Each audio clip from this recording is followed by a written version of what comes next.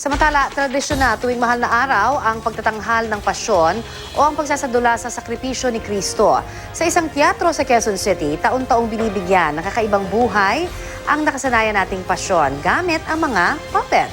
Ang mainit na balitang hatid ni Aubrey Carampel.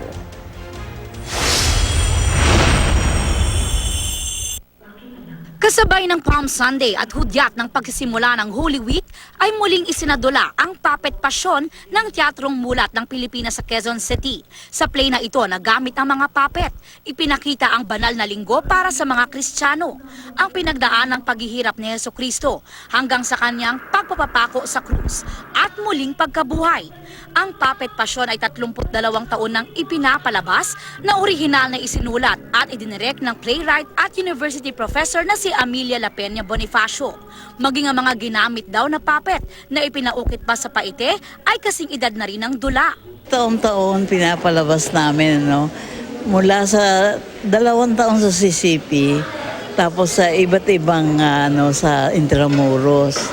Sa Bulacan, nakapunta rin kami. Every Palm Sunday at 3 and 5:30 p.m. May ganitong show. May palabas dito. Marami sa mga nanood ay mga bata na bukod sa nag-enjoy ay marami pa raw natutunan sa palabas.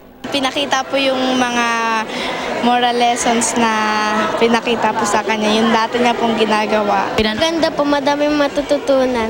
Instead na mag-malling na wala namang matututunan yung mga bata, dito na lang namin dinala. Naging panata na rin daw ito ng mga tumatayong puppeteer ng play na siyang nagkokontrol sa mga puppet characters tulad ni Jesus, mga apostoles at Birheng Maria.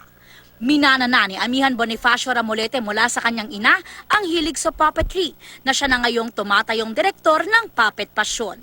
Nakikita mo yung reaksyon ng mga bata na talagang sumasagot sila. Nakikita mong gusto naman nila. Yun din yung nagbibigay sa amin ng inspirasyon para ipagpatuloy yung pagpalabas. Aubrey Carampel, GMA News.